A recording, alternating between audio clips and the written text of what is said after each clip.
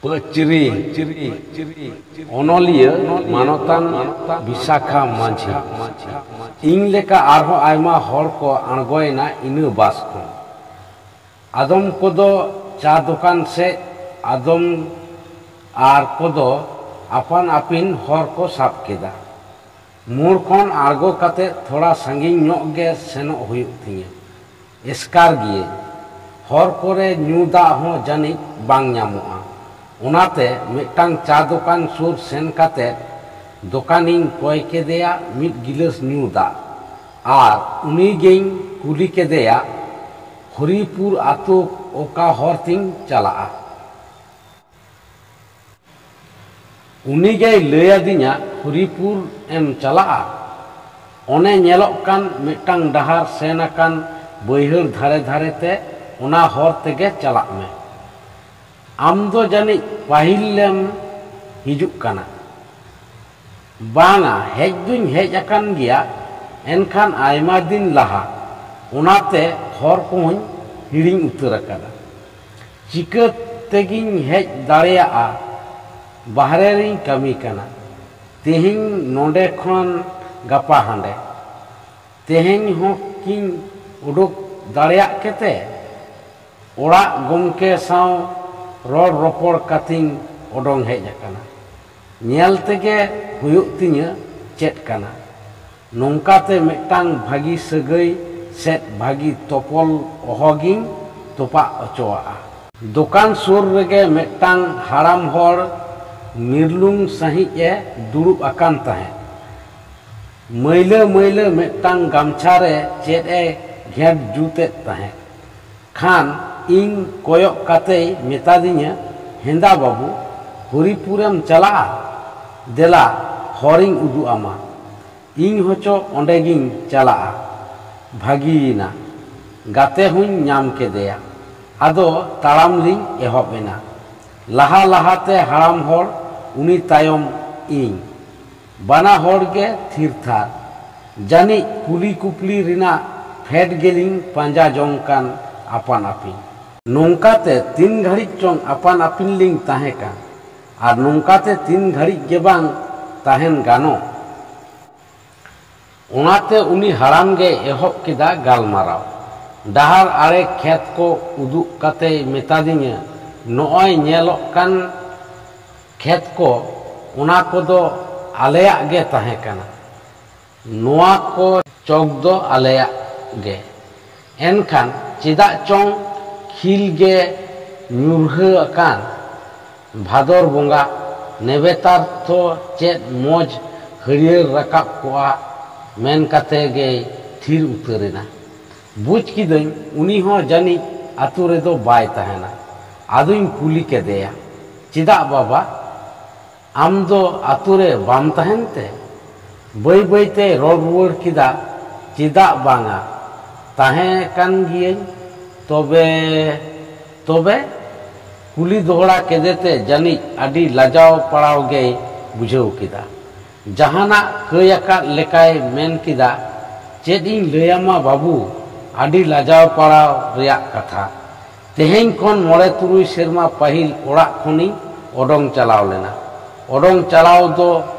bang meta me odong lidinya ko undin haspataal regiñ tahe kana adi marang ruwa nyam lidinya haspataal anjom kette bhagi okoj te nyenyeliñ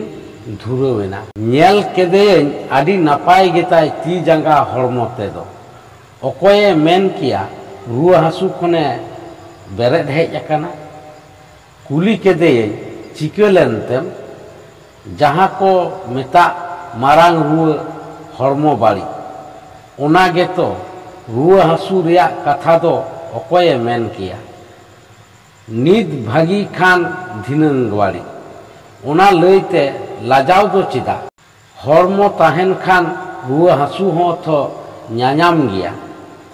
nyel nyelte baihar ghutu gada parom kate seterenali ona atu tala kulhi sen kate ge mitang raput orak duar re tingu kate uni duñ meta dia iya baba ing do nuku thening hej akana मा तबे आम दो चलाव इदी में उनी होय तिगुइना are हाहाड़ा उतरिनाय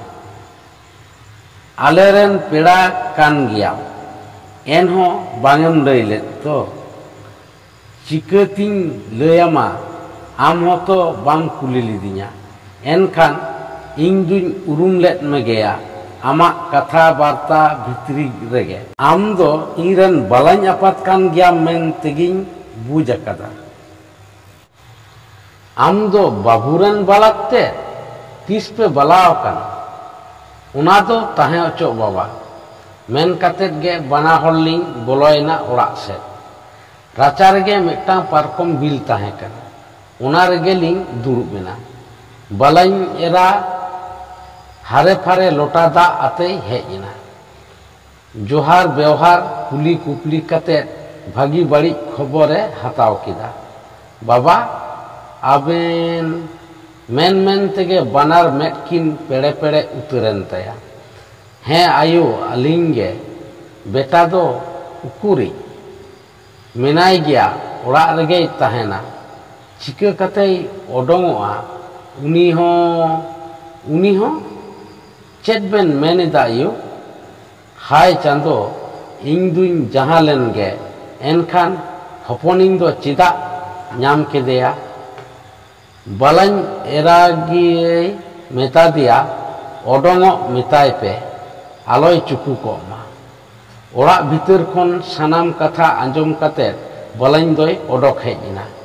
are आलिंग खन थोड़ा फराक नो ओत रेगे दुरुब एना सानाम हरमय उयु पटम आकाद ताया आपात तेद साव इं नेल किदिं खान रा उतर किदाय चिकायाले बाला आले दो आदि मारांग ले कय अकादा बांगले लैयापे ताहे कान नोंकान रुआ मेना तालेया मेनते बांखान जानी ओहपे पेड़ा कोआ ओना होतेते जनाम दाता बाबा होले ओड़ा बाहरे लेदेया गिदर पिदर ठेन आलो उचेड़ो मेनतेले संतर लेना तेहें ओनागे घोटाव अकाना आज बाबा सेन कोयो काते मेन किदा बाबा इका कኝ में इं दो बिन बुझ तेगे ओड़ा खनिं छाड़ा लेद मिया आदो चेद इं मितामा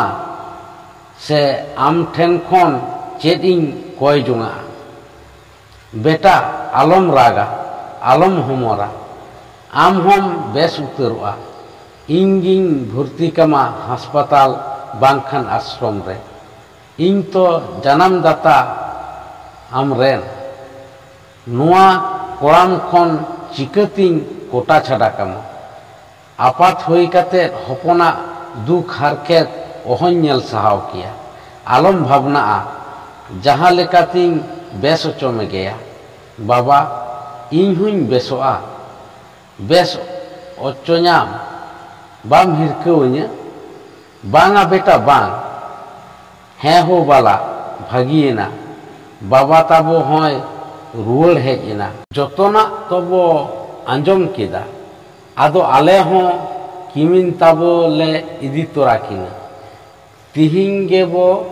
रुआड़ चला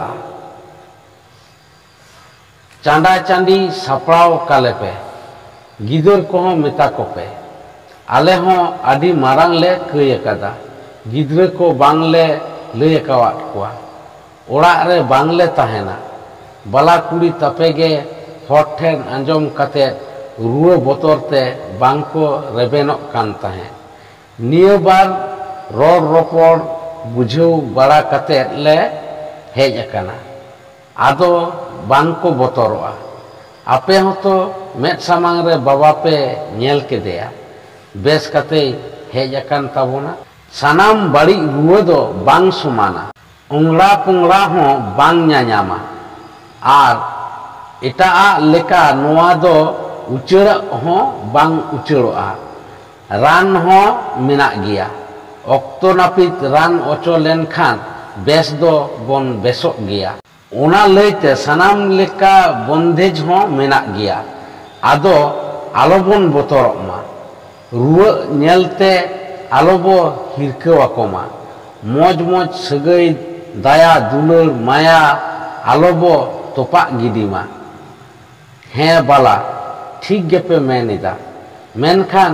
नुमिन दिन जहाले उकू दोहो लेदा उनामा मेट सामांग रेगे पे नेल केदा इने को नेल तायम हो गिद्रे को पे इदी कोआ